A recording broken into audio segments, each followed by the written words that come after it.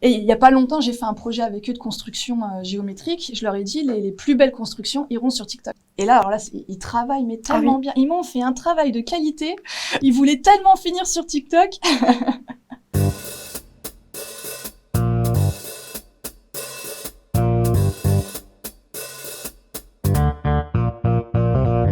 Je suis Laura Pérez, professeure d'SVT en lycée. Ça fait 2 ans que j'enseigne, je suis néo-titulaire. Cette année, j'ai des secondes et des terminales enseignement scientifique. Néo-titulaire, c'est ma 2e année, du coup, après le stage. Et donc moi, c'est Estelle Collard, je suis enseignante en mathématiques en collège dans l'académie de Nancy-Metz. J'ai des 4e et 3e. C'est ma 6e année d'enseignement, donc je suis plus néo-titulaire.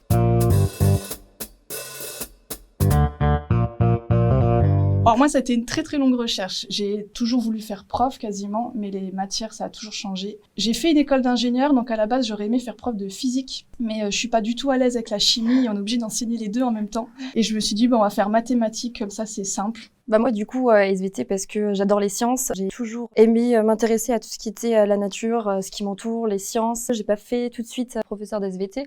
J'étais d'abord partie pour faire médecine et aller donc le cursus de sage-femme. J'ai préféré après me tourner vers l'enseignement et ça a été la meilleure décision que j'ai pu prendre en fait.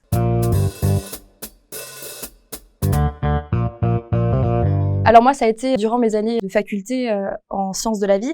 J'ai vu que j'étais réellement à l'aise, que j'aimais transmettre des notions, discuter de la science, avoir une démarche scientifique, ça m'a tout de suite plu. Du coup, il y avait le cursus qui nous a été proposé pour enseigner les SVT. Et moi, je me suis rendu compte en fait en école d'ingénieur que c'était vraiment pas fait pour moi. Même si c'est un travail d'équipe, il y avait ce côté, on bosse beaucoup dans son coin, on fait de la recherche et moi, j'ai besoin de beaucoup de contact social. J'aime beaucoup transmettre. Donc en fait, la seule chose que j'aimais vraiment faire en école d'ingénieur, c'était tout ce qui était présentation de projet. J'ai quitté mon école d'ingénieur pour tout de suite intégrer le master MEF, enseignement. Et puis il y a un réel retour des élèves, voir leur évolution tout au long de l'année. Le retour, on va dire, positif est quasiment instantané. À chaque heure de cours, il se passe quelque chose de positif. Ouais.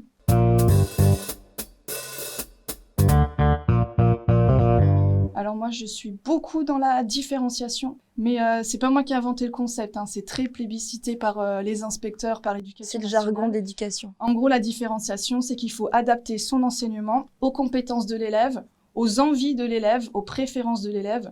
C'est normal, tout profil d'élèves est différent, ils sont très hétérogènes. Maintenant, on a des classes très complètes, il faut s'adapter en fait à eux, c'est pas eux qui vont s'adapter à l'éducation, quoi. Donc on est là pour ça aussi. Alors moi, du coup, je suis en lycée, c'est un petit peu différent. Enfin, moi, je fais énormément d'oraux, donc on prépare énormément à tout ce qui est oral. Il faut savoir aussi qu'en terminale, il y a le grand oral à préparer, qui est assez nouveau avec la réforme. Du coup, moi, j'en fais beaucoup. C'est quelque chose que les élèves appréhendent énormément, alors que ça ne devrait pas. Donc moi, c'est beaucoup axé sur la préparation orale. On en fait beaucoup dans toute l'année, de diverses manières pour que ce soit ludique. Je fais aussi pas mal de différenciations pédagogiques, on les connaît. Après, il y a cette différence lycée-collège. Oui, voilà, c'est pas... sont beaucoup moins autonomes, beaucoup plus enfants, ils ont besoin de beaucoup plus d'accompagnement.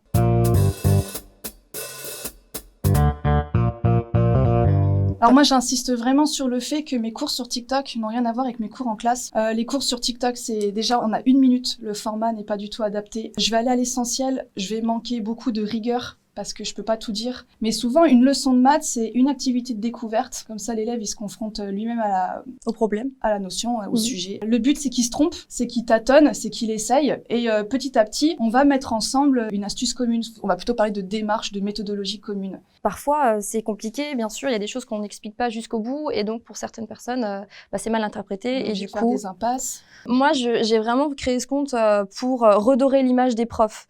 Parce que l'enseignant est vu comme quelqu'un qui travaille, d'aigri, alors que non, du tout.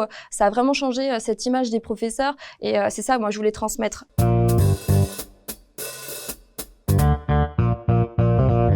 Alors moi, c'est vrai que depuis que je suis sur TikTok et que j'ai vraiment commencé à avoir plusieurs abonnés, le climat s'est beaucoup apaisé avec mes élèves. Alors c'est pas que c'était la guerre avant, hein. C'est beaucoup plus amical, ils sont beaucoup plus intéressés, ils sont beaucoup plus sympas en classe. Plus détendus, ils se permettent peut-être de rigoler un peu plus, mais sans non plus exagérer. Oui, moi j'ai mes terminales qui insistent beaucoup, puis aussi quelques classes de seconde. Et il y a pas longtemps, j'ai fait un projet avec eux de construction géométrique. Je leur ai dit, les plus belles constructions iront sur TikTok. Et là, alors là, ils travaillent mais tellement bien. Ils m'ont fait un travail de qualité. Ils voulaient tellement finir sur TikTok.